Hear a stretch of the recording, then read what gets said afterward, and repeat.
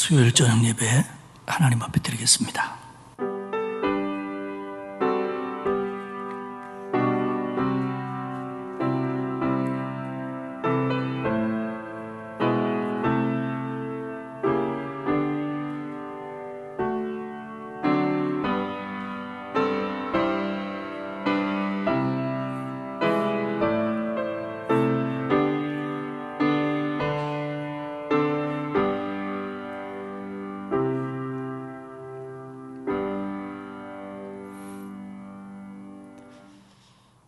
무더운 날씨 속에서도 저희들을 지켜주시고 코로나 속에서도 우리를 늘 인도하시는 하나님의 은혜와 사랑 진심으로 감사를 드립니다.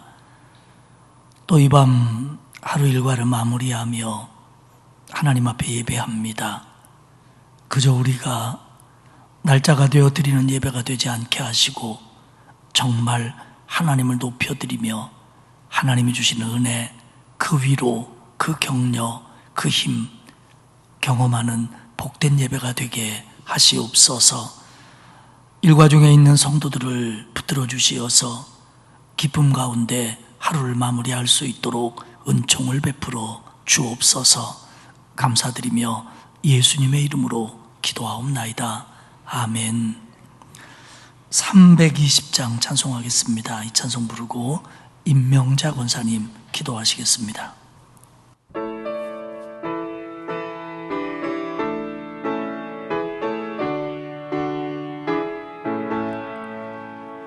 나의 죄를 정케하사 주의 일꾼 삼으신 구세주의 넓은 사랑 항상 찬송합니다.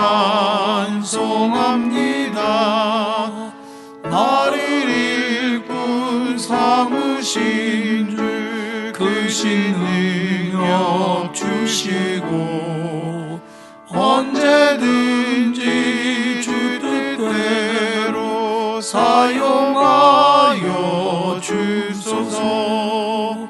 내게 부어주시려고 은혜 예비하신 주의 은혜 채워주사 능력 있게 하소서. 나를 일꾼 삼으신 주 크신 능력 주시고 언제든지 주 뜻대로 사용하여 주소서. 죄의 짐을 풀어주신 주의 능력 크도다. 나의 피로 사신 예수 내 맘속에 오소서. 나를 일꾼 삼으신 주 크신 능력 주시고 언제든지 주 뜻대로 사용하여 주소서. 주여 내게 성령으로 충만하게 채우사 생명수가 강물처럼 흐르게 하옵소서. 나를 일꾼 삼으신 주 크신 능력 주시고 언제든지 주 뜻대로 사용하여 주소서.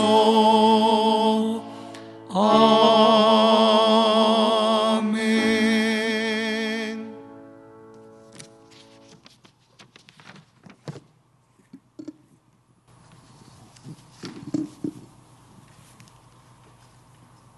참 좋으신 하나님 아버지, 오늘도 주님의 몸된 성전에서 예배드릴 수 있도록 우리의 발걸음을 인도하여 주시니 감사합니다. 아멘.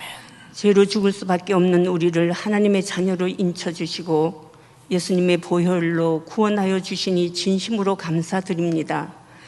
만입이 있어도 다 감사치 못할 큰 은혜 안에 살면서 여전히 세상과 짝하여 주님 마음을 아프게 한 저희들의 허물과 죄악을 회개합니다.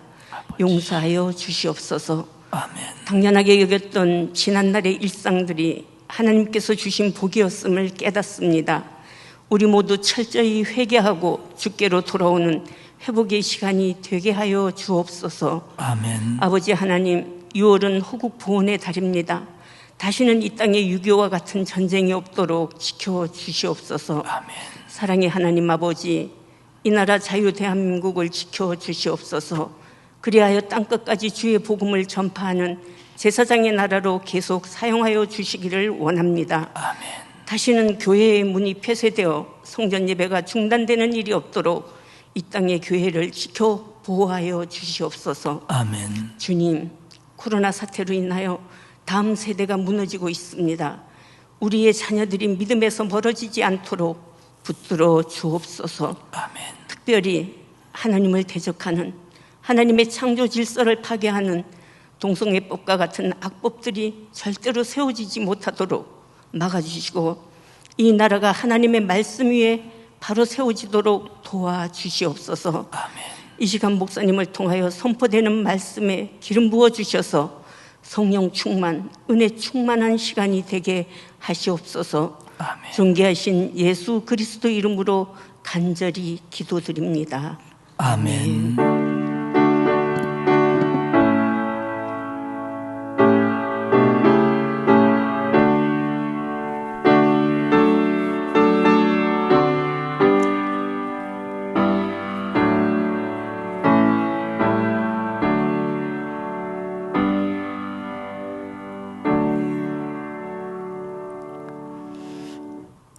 다음 주일은 맥주 감사주일입니다. 코로나19 속에서도 지난 반년 동안 우리에게 은혜 주시고 지켜주신 하나님의 은혜에 우리 모두 깊은 감사를 드릴 수 있기를 바랍니다. 여러분 성경학교와 수련회가 이제 7월부터 시작되는데요. 이번에는 그 코로나로 인해서 대부분 전부 다 교회에서 주일을 중심으로 진행이 됩니다. 그러다 보니까 다른 해보다 좀 일찍 시작이 됩니다. 다음 주일에 영어 예배부를 중심으로 해서 계속해서 여름 성경학교와 수련회가 진행이 됩니다. 여러분 기도해 주시고 특별히 우리 아이들, 교사 선생님들 안전하고 또 이런 때지만 하나님의 말씀을 잘 가르칠 수 있도록 꼭 기억하고 기도해 주시기를 바랍니다. 하나님의 말씀은 요한 3서입니다. 제가 가지고 있는 성경으로는 395페이지에 있고요, 6페이지에 있고요. 요한 3서 1장 1절에서 마지막 절까지 저하고 여러분이 한 절씩 교독하도록 하겠습니다. 장로인 나는 사랑하는 가이오 곧 내가 참으로 사랑하는 자에게 편지하노라. 사랑하는 자여, 내 영혼이 잘됨 같이 내가 범사에 잘되고 강건하기를 내가 간구하노라. 형제들이 와서 내게 있는 진리를 증언하되 내가 진리 안에서 행한다 하니 내가 심히 기뻐하노라. 내가 내 자녀들이 진리 안에서 행한다 함을 듣는 것보다 더 기쁜 일이 없도다. 사랑하는 자여, 내가 무엇이든지 형제 곧 나그네 된 자들에게 행하는 것은 신실한 일이니 그들이 교회 앞에서 너의 사랑을 증언하였느니라. 내가 하나님께 합당하게 그들을 전송하면 좋으리로다. 이는 그들이 주의 이름을 위하여 나가서 이방인에게 아무것도 받지 아니함이라. 그러므로 우리가 이 같은 자들을 영접하는 것이 마땅하니 이는 우리로 진리를 위하여 함께 일하는 자가 되게 하려 함이라. 내가 두어 자를 교회에 썼으나 그들 중에 으뜸되기를 좋아하는 디오드레베가 우리를 맞아들이지 아니하니 그러므로 내가 가면 그 행한 일을 잊지 아니하리라. 그가 악한 말로 우리를 비방하고도 오히려 부족하여 형제들을 맞아들이지도 아니하고 맞아들이고자 하는 자를 금하여 교회에서 내쫓는도다. 사랑하는 자여, 악한 것을 본받지 말고 선한 것을 본받으라. 선을 행하는 자는 하나님께 속하고 악을 행하는 자는 하나님을 배웁지 못하였느니라. 데메드리오는 뭇 사람에게도 진리에게서도 증거를 받았음에 우리도 증언하노니 너는 우리의 증언이 참된 줄을 아느니라. 내가 내게 쓸 것이 많으나 먹과 붓으로 쓰기를 원하지 아니하고 속히 보기를 바라노니 또한 우리가 대면하여 말하리라. 가지겠습니다. 평강이 내게 있을지어다. 여러 친구가 내게 무난하느니라. 너는 친구들의 이름을 들어 무난하라. 아멘. 오늘은 요한 3서의 말씀을 중심으로 선한 일꾼이 되라라고 하는 제목으로 은혜를 나누도록 하겠습니다. 요한 3서는 요한 2서처럼 한 장으로 되어 있습니다. 그리고 요한 2서와 3서는 사실 성경 중에 그 원문상 가장 짧은 성경에 들어갑니다. 근데 우리는 요한 3서는 요한 2서보다 좀 친숙합니다. 그래서 왜 그러냐면 요한 3서 1장 2절 때문에 그렇습니다. 사랑하는 자여, 내 영혼이 잘됨 같이 내가 범사에 잘되고 강건하기를 내가 간구하노라. 아마 오늘 수예배에 나올 정도 되는 분들은 이 말씀 다 알고 외우시죠? 예, 외우시잖아요. 시키진 않을게요. 이거 목사님들이 신방 갈 때, 개업할 때, 이사 갈 때, 밥상 아니죠. 성경 책상, 이런 거에 수없이 기록되어 있었던 말씀입니다. 그래서 요한 3서 그러면 우리에게 좀 친숙한 인상을 주고요. 그리고 조금 더 말씀을 좀 보신 분들은 디오드레베와 데메드리오의 얘기까지 요한 3서에서 나오는 것을 기억을 할 거라고 생각합니다. 요한 3서는 글자 그대로 순수한 서신입니다. 가이오라고 하는 그 사람의 이름까지 적어가면서 가이오에게 보낸 개인적인 서신에 가까운 그런 편지입니다. 하지만 이 말씀은 교회적으로 회람되었을 것이고, 그리고 교인들이 하나님께서 요한을 통해서 우리에게 주신 편지다 이렇게 받아들였습니다. 요한 섬서를 짧게 요약한다면 이렇습니다. 사랑하는 가이오야, 내가 복된 삶이 되기를 기도한다. 내가 진리 가운데 행한다는 소식을 들으니까 참 기쁘다.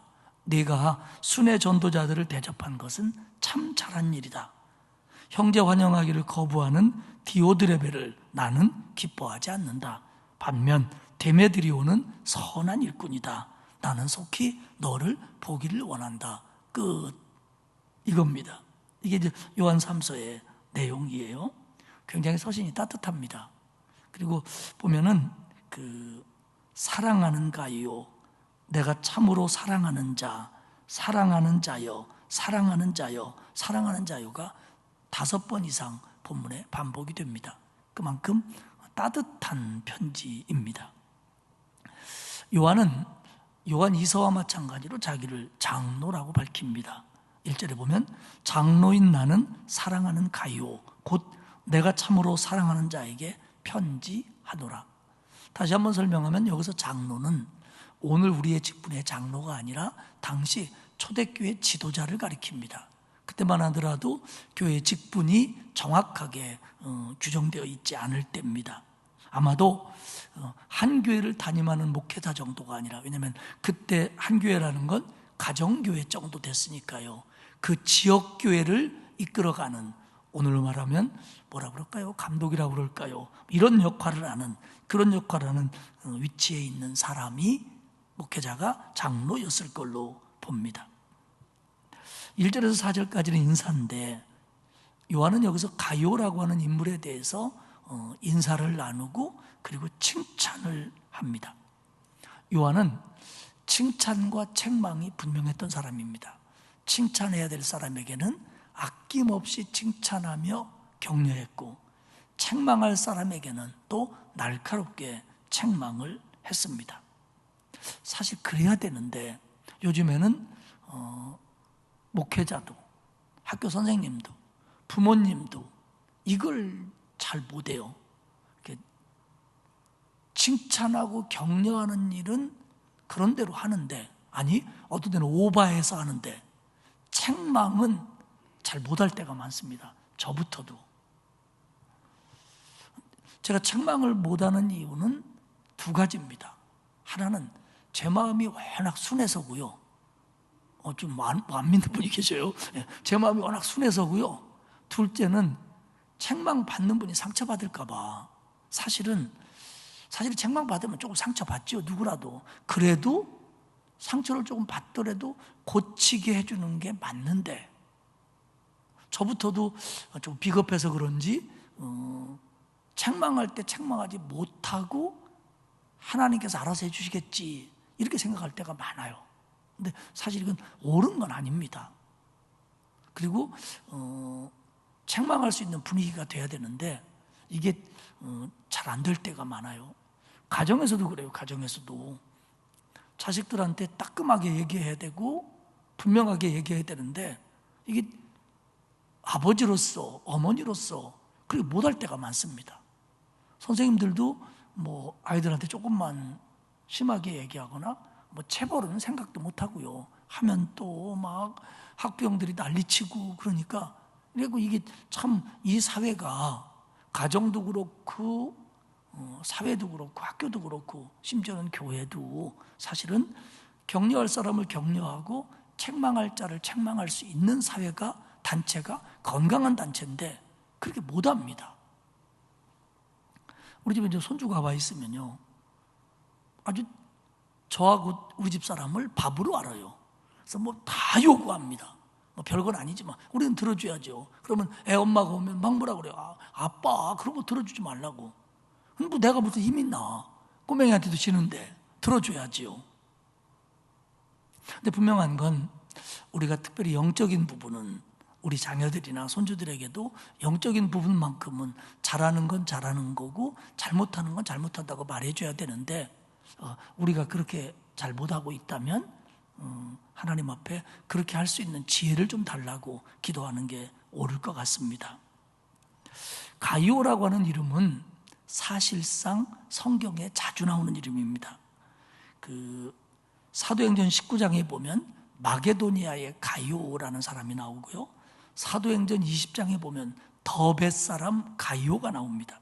그런가 하면 고린도서에 나오는, 고린도서 1장에 나오는 가이오가 또 있습니다. 이 가이오는 로마서 16장에 의하면 바울에게 세례를 받은 사람입니다. 이 세 사람 다 다른 사람이에요. 그리고 본문의 가이오는 그들 셋과 또 다른 사람입니다. 그렇게 흔한 이름이었습니다.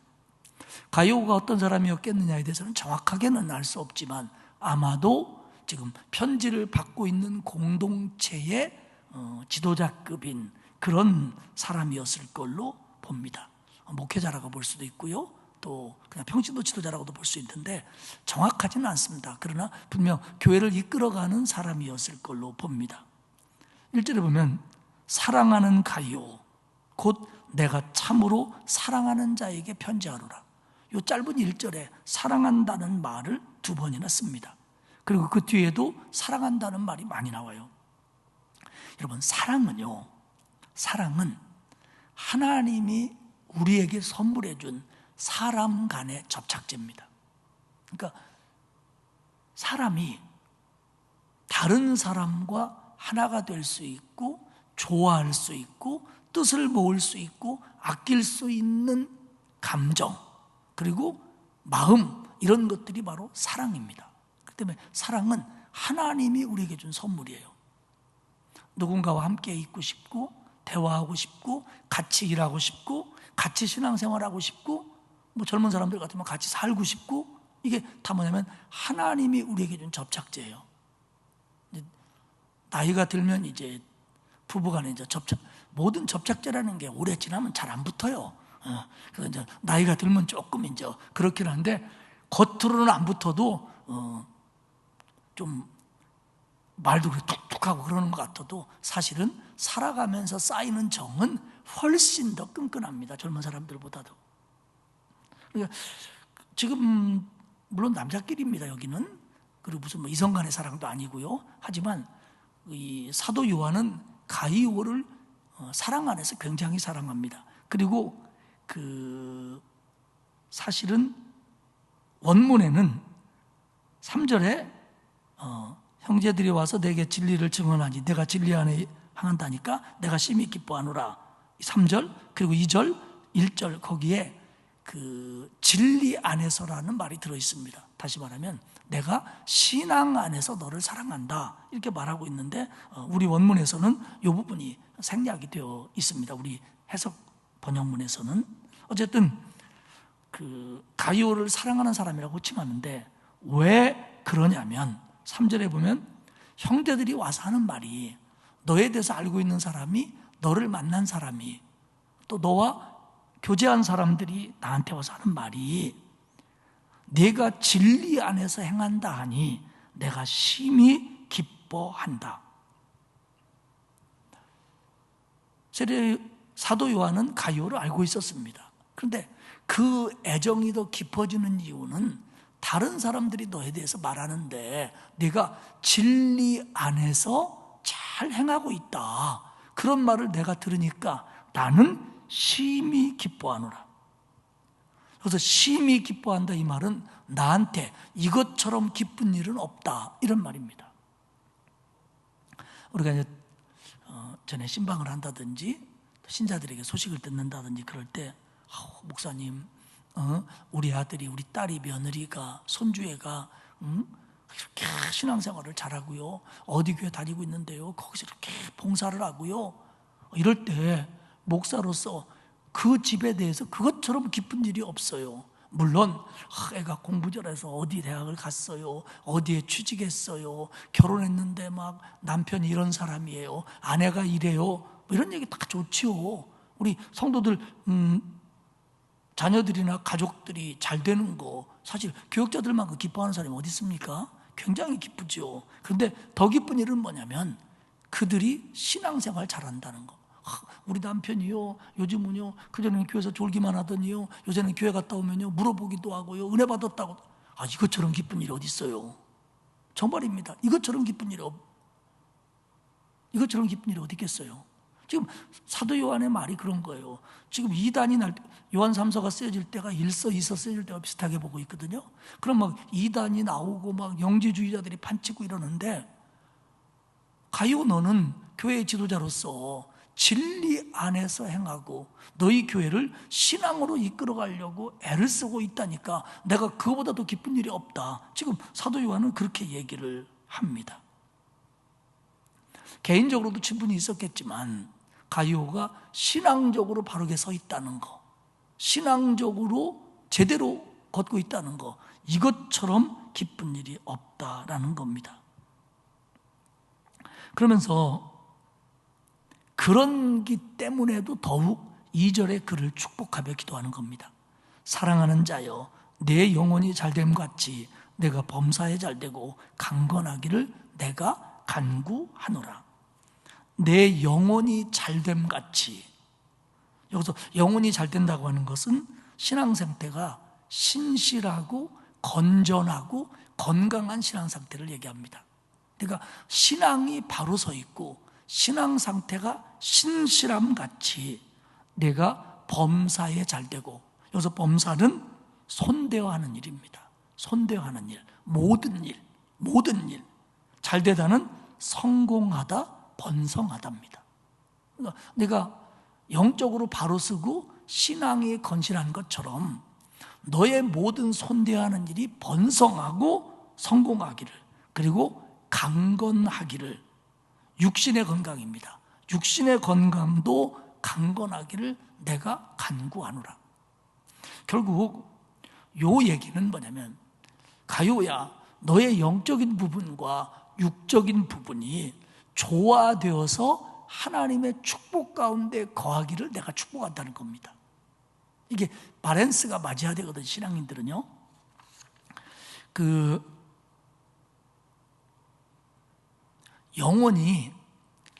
영혼이 잘못되고도 범사가 잘 되는 것처럼 보일 수 있습니다. 또 세상 사람들 기준으로 보면 영혼이 잘못되고도 강건할 수 있습니다. 근데 이건 진짜 축복이 아닙니다. 왜냐하면 오래 갈 수 없어요. 오래 가는 것처럼 보일지라도 하나님 앞에 서는 날 그건 아무것도 아닙니다. 우리는요, 만약에 내 영혼이 잘못된다면 범사가 잘못되는 게 은혜입니다. 오해는 하지 마십시오. 내가 영혼이 잘못된다, 내 신앙이 지금 건실하지 못하고 내가 영적으로 병들어 있다, 그런데도 내가 범사가 잘 되고 강건하면 나는 내 신앙이 잘못된 걸 모릅니다. 그렇기 때문에 이건 우리 신앙의 눈으로 볼 때 진정한 축복이 아니에요. 사실 내 영혼이 잘못되면, 내 믿음이 건실하지 못하고 내 신앙이 건강하지 못하고 내가 영적으로 문제가 있으면 내 범사와 건강에 지장이 있어야 돼요.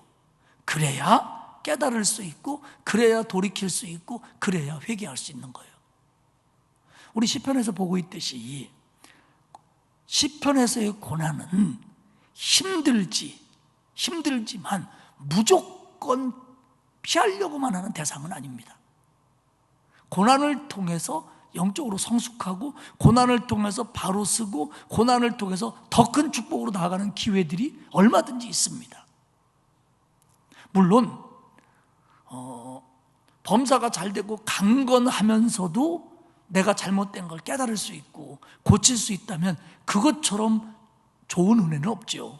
근데 대부분의 경우 우리들은 범사가 잘 되고 강건한 가운데서는 내 영혼이 건실하지 못하다는 걸 못 깨달을 때가 많다는 거죠. 깨달으면 좋아요. 깨달으면 하나님이 굳이 고난을 통해서까지 깨닫게는 안 하실 겁니다. 제일 좋은 건 오늘 요한이 축복하고 있는 것처럼 신앙이 건실하고 또 범사의 복을 받고 강건한 것이 조화를 이루는 축복, 이 가운데 사는 게 좋습니다. 그러면 역으로 얘기해서 건강하지 못한 건 영적으로 신실하지 못한 거냐, 범사가 잘 안 될 때는 영적으로 뭔가 문제가 있어서 그런 거냐, 꼭 그건 아닙니다. A는 B다 했을 때 B는 A다가 꼭 성립되는 건 아닙니다. 그렇기 때문에 우리는 신앙이 건실하고 믿음이 바로 섰는데도 건강하지 못할 때도 있고, 그리고 손대어 하는 일이 잘 안 될 때도 있습니다. 이건 우리가 길게 봐야 돼요. 내 인생 전체를 봐야 되고 다음 세대를 봐야 되고 길게 봐야 됩니다. 그러면 하나님은 틀림이 없습니다.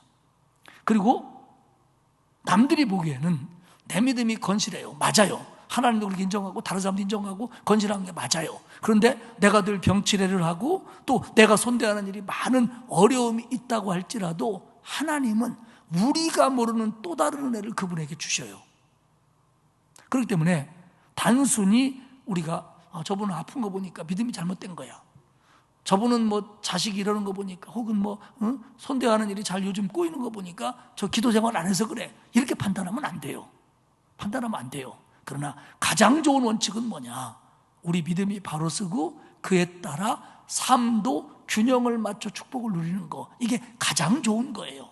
그러나 하나님께서 개인에게 뜻이 다르기 때문에 어떤 길로 인도하는지는 그걸 가지고 우리가 판단해서는 안 돼요. 스스로도 자학해서도 안 되고요.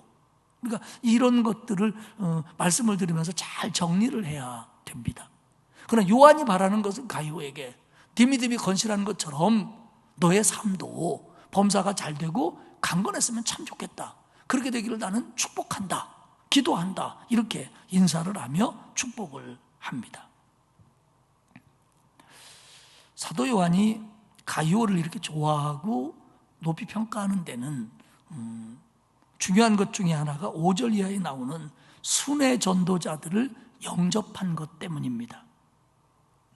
5절에 보면 사랑하는 자여 내가 무엇이든지 형제 곧 나그네 된 자들에게 행한 것은 신실한 일이니. 6절 그들이 교회 앞에서 너의 사랑을 증언하였느니라. 내가 하나님께 합당하게 그들을 전송하면 좋으리라. 이제 이때 막 기독교가 막 복음 전파에 열심을 낼 때입니다. 그러다 보니까 많은 사람들이 자기 지역에서 혹은 타 지역으로 심지어는 다른 먼 곳까지 가면서 복음을 전했습니다. 이들이 순회 전도자들이죠. 지난번에도 말씀드렸지만 그 당시는 상업적인 여관이나 식당이 거의 없을 때입니다. 그러면 이 사람들이 복음을 전하고 어딘 가서는 먹고 자야 되는데 이걸 누가 해주느냐? 대부분 그 지역에 먼저 믿은 신자들이 그렇게 해줬습니다. 근데 이걸 가요가 잘했다는 거예요. 가요가 사는 지역에 오면, 순회 전도자들이 오면 얼마나 극진히 대접하고 신실하게 대접했는지, 그들이 돌아와서 뭐 요한의 교회라든지 또 가까운 교회에 돌아와서 이 가이오에 대해서 그렇게 칭찬을 많이 했다는 겁니다. 이게 소문났고 이것이 신실한 일이라고 요한은 좀 인정을 하고 있습니다. 사실 그때 이 나그네를 접대하는, 여기서 나그네라는 것은 뭐 무전여행을 다니거나 여행 다니는 사람이 아니고 아까 말씀드린 대로 순회 전도자들입니다. 나그네라고 얘기하죠. 나그네 됐으니까요. 숙식할 데가 없으니까. 근데 그들을 만약에 그 당시에 신자들이 대접하지 않았다면 복음이 그렇게 전파될 수는 없었을 거예요. 물론 사도 바울처럼 때로는 자비량 선교를 했지만 그것은 특별한 상황이었고, 그 당시에 전형적인 방법은 신자 가정에 가서 일정 기간 동안 먹고 자면서 그 지역에 전도를 하는 겁니다.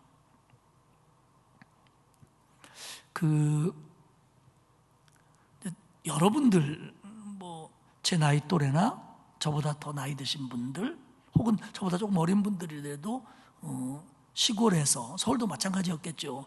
옛날에 교회에서 뭐 행사 같은 거 할 때 부흥회나 뭐 성경학교나 이럴 때 어디 뭐 식당 가고 뭐 호텔에 재워드렸습니까? 아니지요. 거의 다 저희들도 이제 시골에서 그 개척할 때 부흥회를 하잖아요. 그러면 그때 사택이 방이 3개인데 하나는 불이 잘 안 들여가지고 냉방이라 그냥 서재를 쓰고 방이 2개인 셈인데, 그때 부흥 강사님이 오시면 저희 방으로 모시는 거예요. 왜냐하면 물론 읍내 가면은 여관이 있지요. 근데 거기서 뭐 새벽에 왔다 갔다 할 수도 없고 그러니까 저희 집에서 자면서 그냥 아침 우리랑 먹고 점심은 이제 신자들 가정에 대접하고 뭐 이런 식이었습니다. 근데 그때도 보면은 식당에 가서 밥 먹은 적이 거의 없어요. 다 점심에도 신자분들이 준비해서 자기 집에서, 저녁도 신자분들이 준비해서 자기 집에서. 제가 이제 교회학교 교사를 처음으로 한 게 중학교 3학년 때였던 것 같아요. 보조교사 했어요. 여름성경학교 때. 근데 여름성경학교 끝나면 점심시간 되잖아요. 그 당시에는 교회에 식당이 없을 때잖아요. 다 저녁 예배 드리고 교회에서 밥 안 먹을 때니까. 그러면 어느 집사님, 장로님, 권사님네 가면은 거기서 점심을 쫙 차려줍니다. 그럼 교사들이 거기서 다 점심을 먹고 돌아오는 거예요. 지금도 기억나는 건 그때 처음 먹었던 게 카레예요. 못 먹겠더라고요. 누가 침 뱉어놓은 것 같기도 하고 가래 같기도 하고 못 먹었어요. 진짜로 못 먹었어요 그때. 근데 원래 이 카레라이스를 하는 집에서는 반찬을 여러 가지 안 하잖아요. 뭐 떠먹는 거 하나 하고 겉절이 정도 해놨더라고요. 그래서 속으로 그랬어요. 야, 교사를 이렇게 대접하나? 어떻게 맨밥하고 겉절이만 주냐? 다른 사람들은 잘 비벼 먹는데 우리 학생들은 잘 못 먹겠더라고요. 지금도 그 기억이 나요. 전부 다 가정에서 했습니다. 또 뭐 여기 뭐 다 기억들 하실 거예요. 신방 가도 어디 식당에 가서 밥 먹습니까? 거의 다 집에서 대접하고 그랬지요. 세월이 흘렀지요. 옛날 얘기지요. 하지만 이 당시는 오죽했겠냐는 거예요. 이 당시는 식당이 어디 있어요? 여관이 어디 있어요? 다 성도들 가정에서 책임져야 되는 겁니다. 그러니까 이 일이 나그네를 대접한다고 하는 것, 특별히 순회 전도자를 대접한다고 하는 건 초대교회 부흥에 굉장히 큰 역할이었어요. 예수님께서 마태복음 10장 41절에 뭐라고 얘기하셨냐면, 선지자의 이름으로 선지자를 대접하면 선지자의 상을 받을 것이요. 그러니까 선지자 일 때문에 선지자를 대접하는 사람은 선지자와 동역하는 거다. 상도 나눠받을 거다. 이렇게 얘기를 하셨습니다. 그래서 9절에 보면, 8절에 보면, 그러므로 우리가 이 같은 자들을 영접하는 것이 마땅하니 이는 우리로 진리를 위하여 함께 일하는 자가 되게 하려 함이라. 순회 전도자들이 와서 전도하고 일할 때 그들을 먹여주고 재워주는 건 그 사람과 함께 일하는 거다. 왜? 이거 뒷바라지 안 해주면 그들이 아무 데서나 자고 못 먹고 전도하는 것도 하루 이틀이죠. 요즘에 잘 나가는 연예인들, 일부 스포츠인들도 마찬가지죠. 혼자 하는 게 아닙니다. 매니저도 있고 매니지먼트에 속해져 있겠습니다. 특히 연예인들 보면은 매니저가 운전도 해주고 스케줄도 짜주고 옷도 갖다 주고 계약도 하고 이런 거 다 해줍니다. 그리고 그 연예인이 버는 거 일부를 나눠 갖습니다. 그런 셈이죠. 우리는 돈으로 나눠 갖지는 않지만 그 순회 전도자가 그렇게 일할 수 있도록 성도들이 집을 제공하고 접대를 하는 것이 그의 상급을 나누는 것이 된다는 거죠. 선지자의 이름으로 선지자를 대접하면 선지자의 상을 받을 것이요.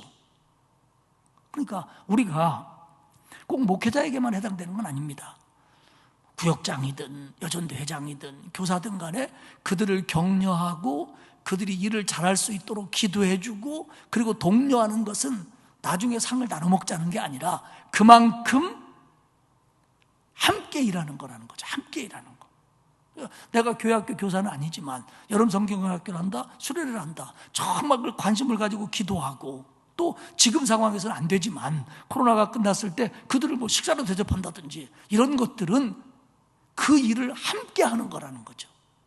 사람이요, 누군가가 도와주지 않고 격려해 주지 않고 그리고 협조해 주지 않으면 혼자 일하기는 어렵습니다.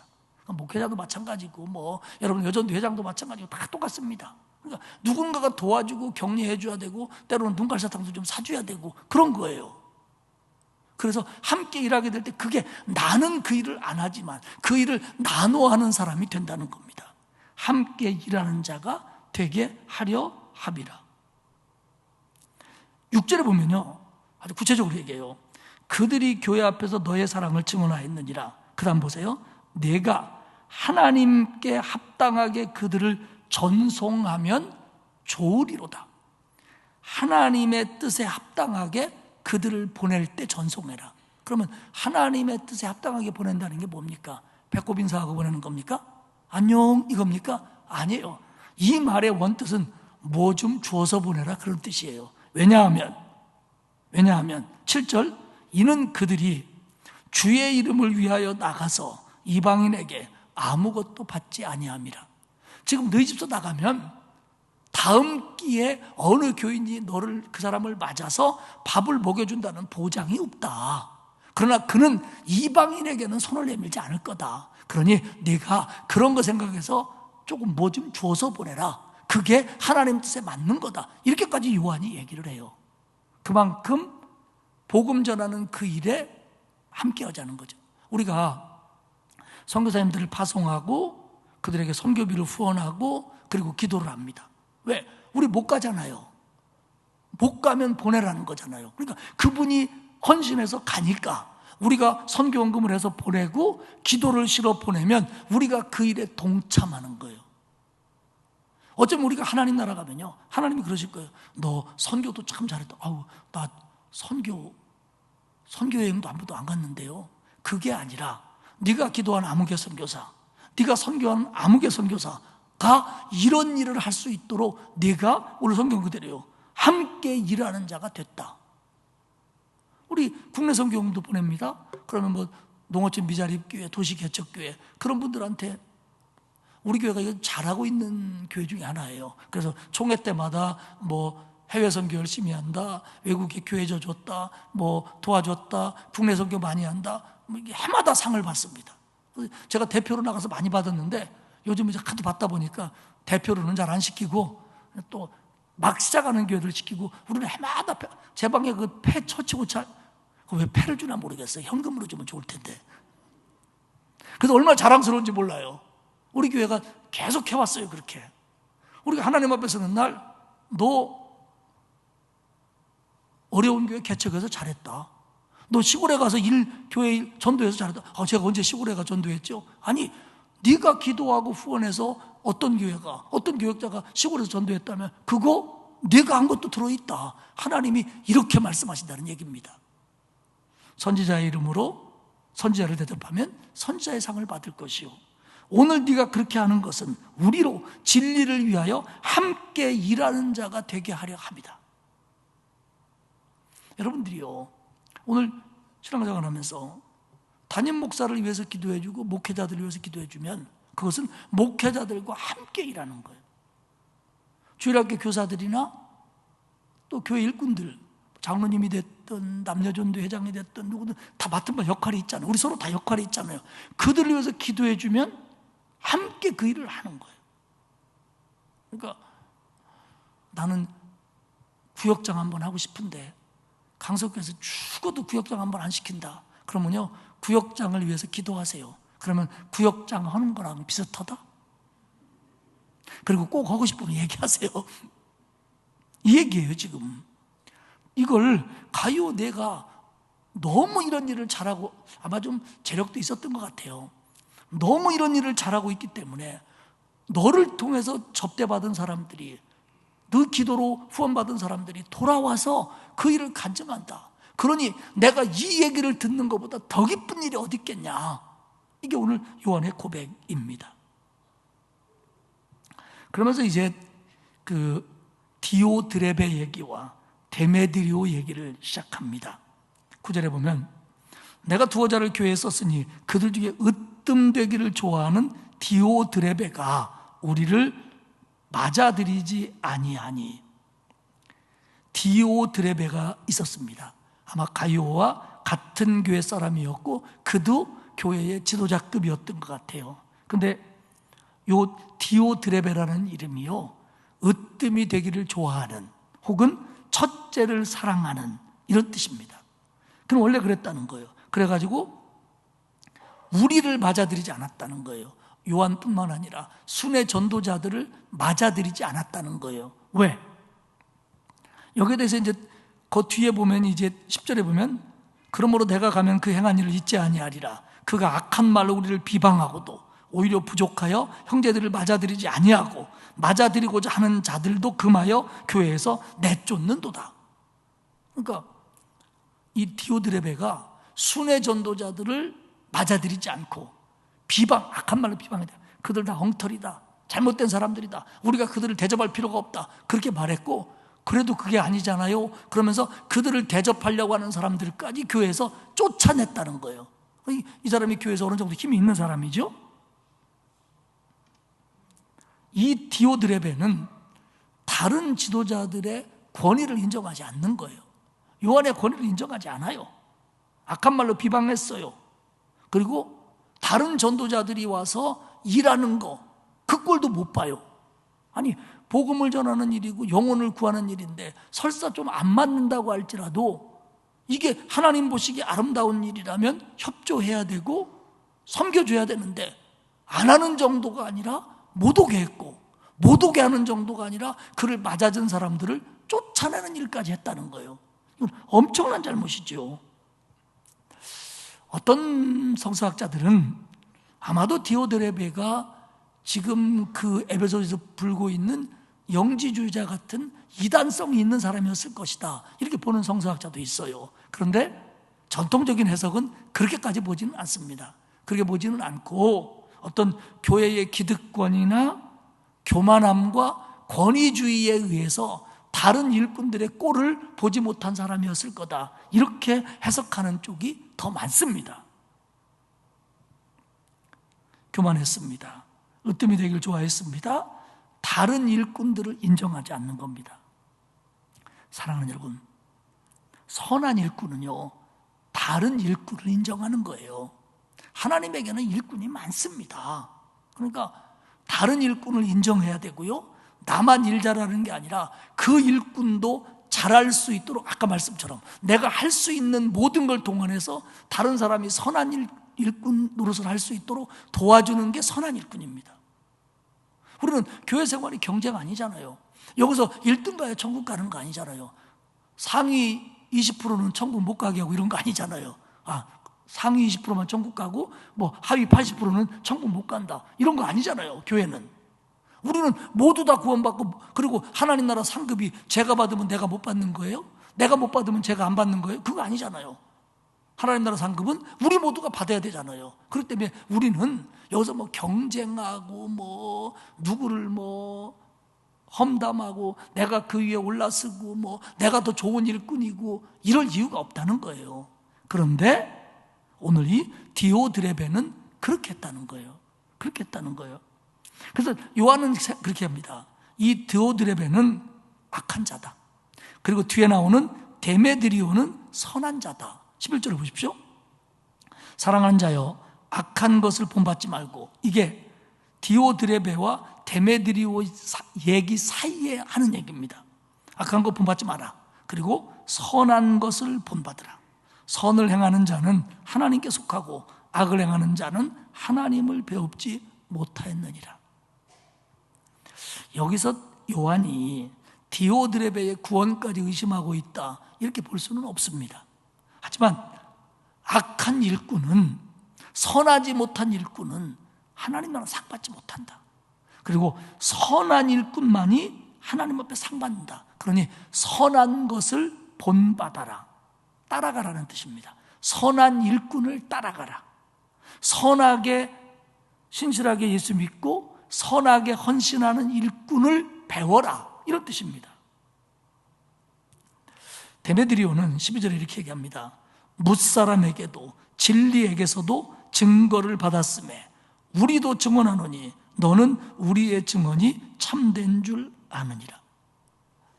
디오드레베와 달리 데메드리오는 선한 자라는 겁니다. 그래서 뭇사람에게 증거를 받았다. 교회 일꾼들도 그를 선하다고 하고, 또 그 교회를 중심으로 순회전도를 했던 사람들도 그는 참 좋은 일꾼입니다, 이렇게 소문났다는 거예요.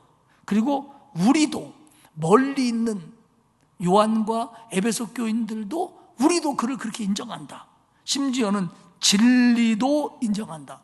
여기서 진리는 뭐 성령이나 그리스도로 볼 수도 있지만 진리에 부합한 일꾼이다, 이렇게 볼 수도 있습니다. 그러니까 정말 말씀에 맞게 행하는 일꾼이다. 성경이 그가 옳다는 걸 증명한다, 이렇게 해석할 수도 있고요. 하나님이 그를 선한 일꾼으로 인정하셨다, 이렇게 볼 수도, 결국 같은 얘기지만요, 이렇게 보는 겁니다. 그러니 악한 것은 본받지 말고 선한 것을 본받으라. 근데 요한이 데메드리오를 특별히 칭찬하는 이유가 하나 있습니다. 이 데메드리오라고 하는 이름이 뭐냐면 데메테르에 속한이라는 뜻입니다. 데메드리오는 데메테르에 속한이라는 뜻인데, 데메테르가 누구냐면 그리스 신화에서 제우스 신의 자매입니다. 그 올림푸스의 12신 중에 하나인데, 이 사람이 이교도였다는 얘기죠. 그것도 아마 세게 이교도입니다. 그의 부모가 자식을 낳고 뭐라 그러냐면 얘는 데메테르 신에게 속한 자다, 그렇게 이름을 지어준 사람이에요. 그게 데메드리오입니다.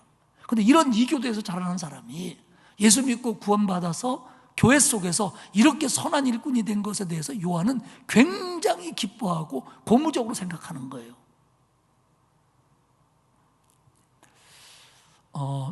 우리나라도 이제 기독교가 들어온 지가 100년이 훨씬 넘다 보니까 웬만한 이제 교회 오래 다닌 집안에서는 3대, 4대, 5대째 예수를 믿는 가정들이 많습니다. 그 이상도 있죠.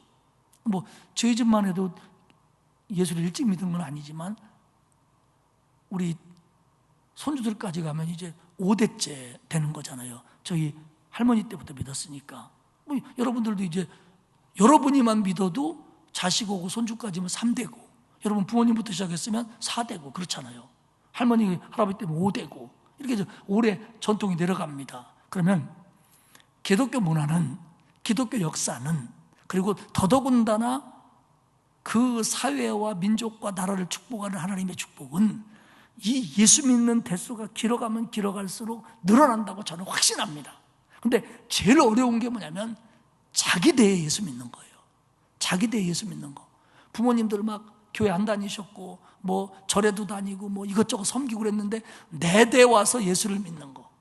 또 어려운 사람들은 자기네 집안은 예수 믿지도 않는데 결혼해봤더니 시댁에서 예수 믿기 때문에 내가 믿게 됐다, 혹은 부인이 예수 믿다 보니까 내가 믿게 됐다, 이렇게 예수 믿는 거 참 어려워요. 그리고 귀해요. 정말 귀해요. 그렇게 시작해서 부부가 믿고 자식이 믿고 손주가 믿고 그러면 하나님이 반드시 그 가정들을 축복하실 줄 믿습니다. 이게 시간이 좀 필요한 거예요. 시간이. 그런데 오늘 이 데메트리에게 속한 데메드리오라고 하는 사람이 이 교회에서 이렇게 좋은 역할을 하고 있는 거에 대해서 사도 요한은 굉장히 기쁘게 생각을 하는 거예요. 그리고 그는 선한 일꾼이다. 사실 그 일꾼한테 배워라. 그런 취지로 오늘 글을 쓰고 있습니다. 마지막 부분은 인사입니다. 13절에서부터 인사인데, 내가 너를 속히 보기를 원하노라. 이게 그냥 형식적으로 우리 언제 한번 봐 이거 아닙니다. 왜 그러죠? 길을 가다가 오래간만에 동창 만나면 그래 언제 우리 저기 차 한잔 하지 뭐. 전화해? 전화할게. 서로 전화번호를 몰라. 그렇죠? 또 야 언제 밥 한번 먹자. 언제 먹어? 코로나 때. 이런 인사가 아니라 정말 사도 요한은 가이오가 보고 싶은 거예요. 또 데메드리오가 보고 싶은 거예요. 그렇게 좋은 일꾼들 만나서 격려해주고 싶고 차 한잔하고 싶고, 그리고 할 얘기가 너무 많다는 거예요. 할 얘기가 너무 많다는 거예요. 간증할 것도 있고 축복할 것도 있고 격려할 것도 있고. 그래서 14절에 보면 속히 보기를 바라나니 또한 우리가 대면하여 말이라. 15절에 축복합니다. 평강이 내게 있을지어다. 여러 친구가 내게 문안하느니라. 너는 친구들의 이름을 들어 문안하라. 우리는요, 친구 그러면 대개 나이가 어떻습니까? 또래입니다. 그리고 굉장히 폭을 넓혀 얘기하면 객지벗은 10년이다. 근데요, 여러분들 서양 영화나 이런 거 보면요, 나이 드신 분이 젊은 사람한테도 뭐 얘기하다가 뭐가 잘 맞으면 그럼 우리 친구다. 심지어는 할아버지가 손주한테도, 손주 친구한테도 자, 우리는 이제 친구다 이렇게 생각합니다. 근데 우리는 친구 하면 이렇게만 친구지 이렇게는 친구가 될 수 없어요. 우리는 이게 굉장히 강합니다. 우리는 늘 하는 얘기로 우리나라 꼬맹이들은 서로 만나면 그런다죠. 너 몇 살이야? 이거 계급 따지려고. 너 몇 학년이야? 근데 서양 애들은 먼저 만나면 이름부터 얘기를 하잖아요. 근데 여기서 친구라는 건 또래 이런 걸 떠나서 그리스도 안에서 친구라는. 그렇다고 또 젊은 집사님이 장로님한테 어이 프렌드 이러면 안 되고 그런 뜻은 아니고요. 마음으로 그만큼 가깝게 여긴다는 거예요. 마음으로 가깝게 그만큼. 이건 참 좋은 거예요. 그리스도 안에서. 한 가지 얘기를 하고 저는 설교를 마치겠습니다.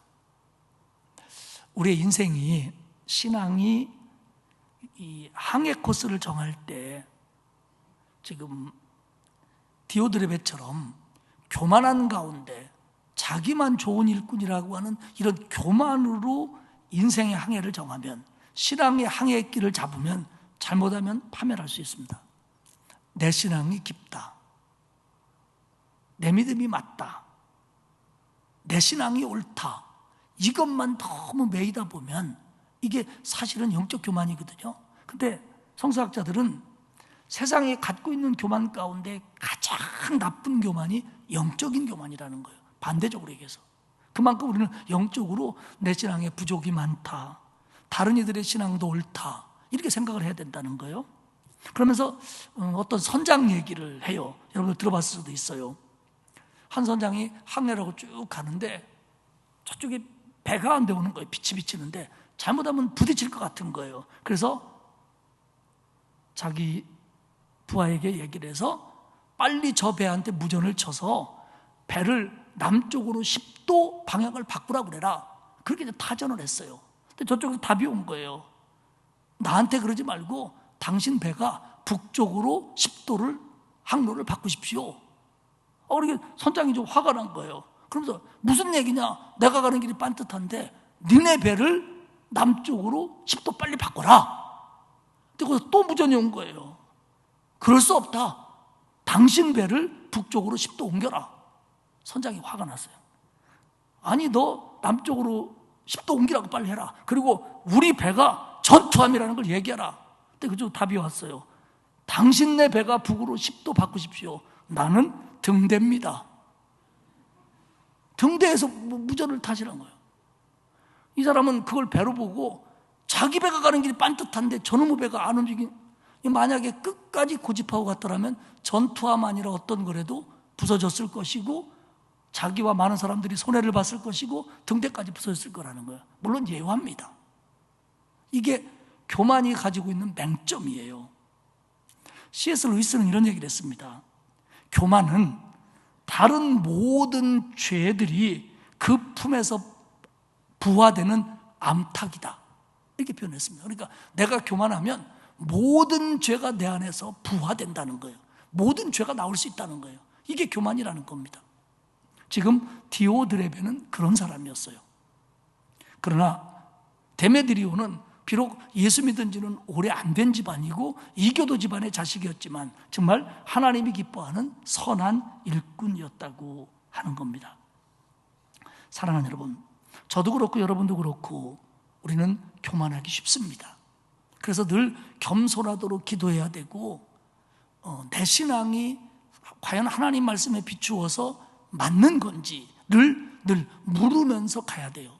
그리고 다른 신앙인들, 나보다 조금 말씀을 모르는 것 같고 교회 경력이 좀 짧은 것 같아도 그들을 격려해서 함께 신앙생활하고 함께 공동적으로 일을 이끌어가는 게 하나님이 원하는 거지, 너는 모르잖아, 네가 생각하는 건 잘못됐잖아, 이렇게만 정죄하는 것이 꼭 교회 속에서 똑똑한 건 아닐 수도 있다라는 얘기입니다.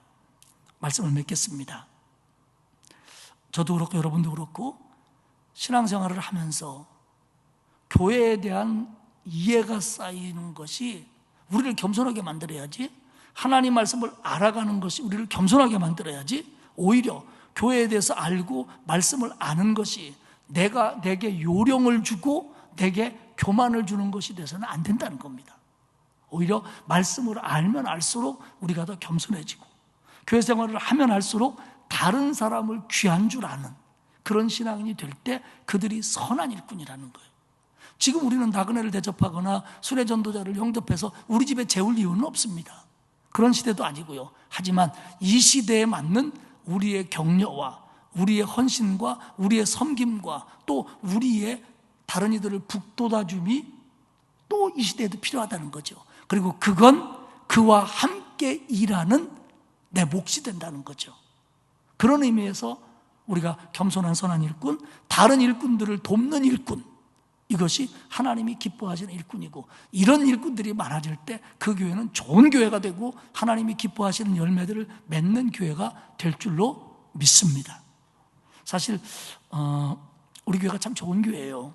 제가 몇 교회에서 목회해봤지만 우리 교회처럼 말도 적고 그리고 함께 동역하는 교회도 많지 않습니다. 이건 제가 빈말이 아닙니다. 사실입니다. 그런데 그러다고 해서 우리가 다 잘하고 있는 건 아니에요. 항상 겸손하게 우리가 좀 더 서로를 격려하며 하나 되며 더 열심히 선한 일꾼으로 살아갈 것을 다짐하는 저와 여러분들이 되시기를 주님의 이름으로 축복합니다. 기도하겠습니다.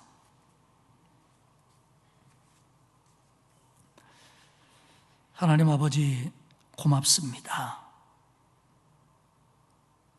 죄 가운데 살다가 영원히 멸망받을 수밖에 없는 저희들을 사랑하셔서 구원해 주시고 하나님의 자녀 삼아 주시고 선한 일꾼 되도록 불러주셨으니 고맙습니다. 내가 하나님의 일을 직접 할 때 겸손하게 하시고 교만하지 않도록 붙들어 주시고 다른 이들이 일하는 걸 볼 때 그들을 위해서 기도하며 섬기며 격려하며 위로함으로 그 일을 함께하는 선한 일꾼이 될 수 있도록 우리 모두에게 은혜를 베풀어 주옵소서. 작은 일에서 큰 일까지, 보이지 않는 일에서 보이는 일까지 우리 모두 하나 되어 서로를 격려하며 선한 일꾼들을 본받아 하나님 보시기에 기쁜 교회, 하나님 보시기에 아름다운 교회, 선한 일꾼들이 가득한 강석교회, 그리고 우리가 될 수 있도록 도와주옵소서. 감사드리며 예수님의 이름으로 기도합니다. 아멘. 321장 찬송하겠습니다.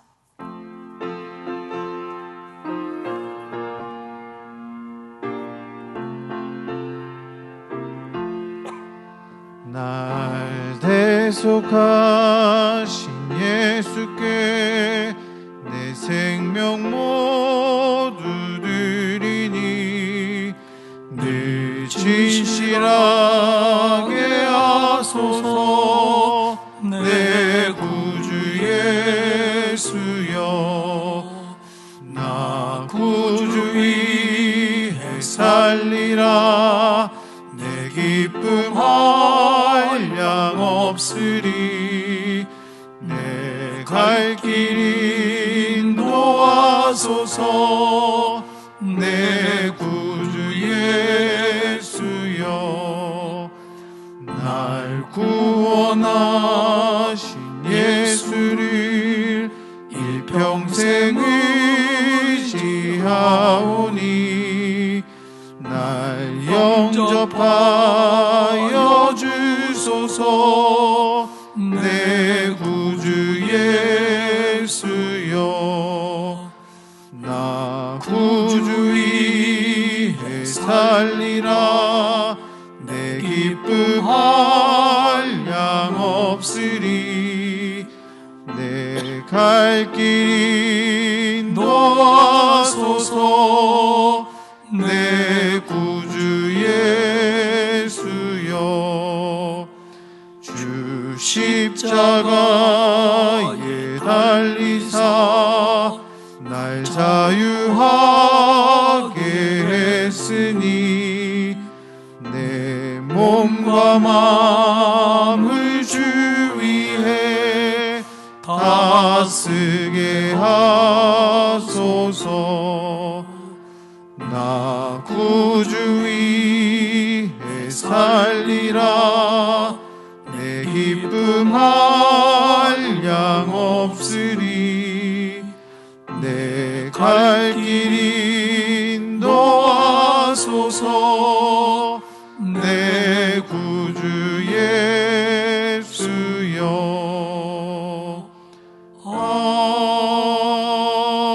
아멘. 우리 옆에 계신 분들에게 눈인사 보낼 텐데요, 그 눈에다가 이런 내용을 담습니다. 우리 더 겸손하고 다른 일꾼들을 세워주는 선한 일꾼이 됩시다. 그런 마음으로 눈인사합니다. 그냥 껌먹껌먹 이러면 안 돼요. 저도 여러분도 더욱 겸손하게 다른 일꾼들을 더 세워줌으로 동역하는 그런 선한 일꾼들이 되시기를 축복합니다.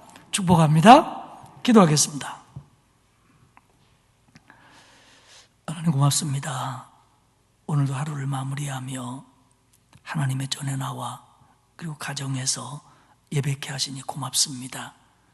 우리의 찬송을 받으셨고 우리의 기도에 응답하실 줄 믿습니다.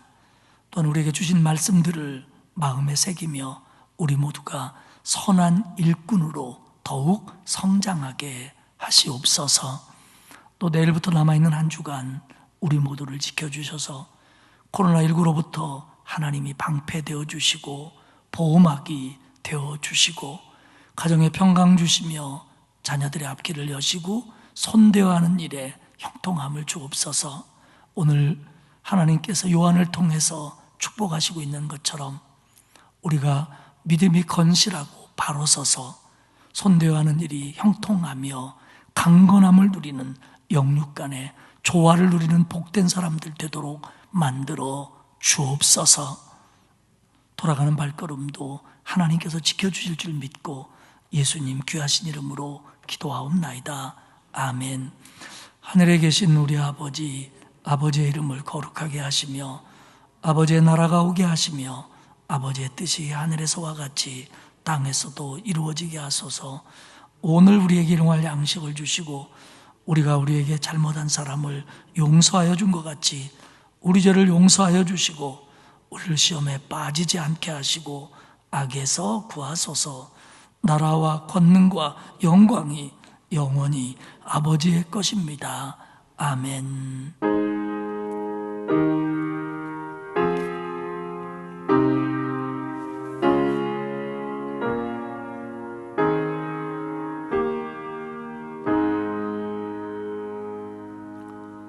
우리 말씀 붙들고 한 음성으로 기도하시다가 자유롭게 돌아가시도록 하겠습니다.